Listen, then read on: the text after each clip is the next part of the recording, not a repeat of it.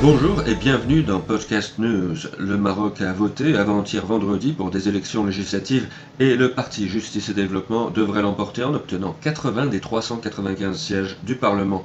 Le PJD se présente comme un parti modéré et il a aussi été qualifié par le très sérieux quotidien francophone Le Monde de parti islamiste centriste. Un parti islamiste peut-il être modéré et même centriste, ou est-ce du simple foutage de gueule journalistique? Nous avons voulu y voir plus clair. Aponnat à l'histoire.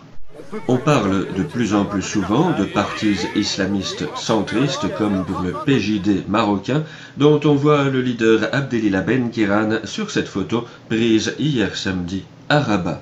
Les relations entre islam et centrisme ne sont pourtant pas un sujet nouveau, même si le rapprochement entre les deux courants de pensée politique semble parfois improbable, il n'en demeure pas moins qu'un dialogue difficile mais nécessaire reste possible. Ainsi, en Turquie, le parti au pouvoir de l'actuel Premier ministre Erdogan, l'AKP, se situe au centre droit de l'échiquier politique turc et se veut démocrate islamique, comme il y a en Europe des démocrates chrétiens. En effet, Erdogan, qui s'était un peu agité à ses débuts en politique, a fait depuis amende honorable et a donné à l'armée turque tous les gages d'un centrisme sincère. Il s'était fendu en 1997 d'une déclaration qui lui valut 4 mois de prison à l'époque, mais qui n'est maintenant qu'un vieux souvenir datant d'avant sa conversion complète au centrisme. Les mosquées sont nos casernes, les minarets nos baïonnettes, les dômes nos casques, et les croyants nos soldats, avait-il déclaré. This is a critical question, in fact. It's really to ask ourselves. L'intellectuel Tariq Ramadan se veut quant à lui un islamiste modéré. On se souvient qu'en bon centriste, il n'avait pas hésité à faire preuve de modération sur bien des questions et même d'audace, fait plutôt rare pour un centriste, en exigeant dès 2003 ni plus ni moins qu'un moratoire sur la lapidation.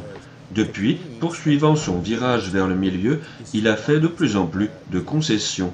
Il s'est ainsi déclaré favorable pour les femmes saoudiennes à une lapidation modérée, effectuée avec des galets arrondis, et pour les homosexuels afghans, à un empalement doux pratiqué à l'aide d'un pâle contondant. On trouve même des pâles contondants dans les sex shops, a ajouté le centriste islamiste. Souvenons-nous aussi qu'une conférence internationale sur le centrisme ou la pensée modérée dans l'islam s'était tenue l'an dernier en Mauritanie, en présence d'érudits et de personnalités religieuses d'Afrique et du monde arabe, dont les discours s'étaient aussi montrés rassurants. L'enjeu est-il que l'Occident nous délivre un certificat d'innocence prouvant que nous sommes adeptes d'une religion de tolérance? Ou bien le centrisme est-il la réponse à un précepte divin? L'excision, oui, mais sous anesthésie, disait cet islamologue. Le centrisme facilite la science religieuse et encourage le prêche. Quand cet imam, tout aussi centriste, prenait, lui, l'extension de l'anesthésie à la circoncision et à l'abattage halal.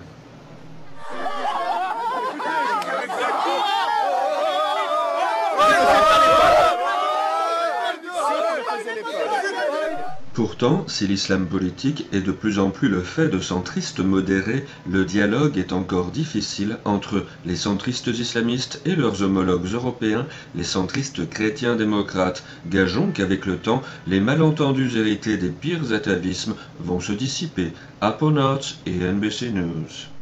On a enfin appris par l'enquête d'une gazette new-yorkaise, en général assez sérieuse, que le perve pourrait avoir été victime d'un complot fomenté par le nain et ses sbires.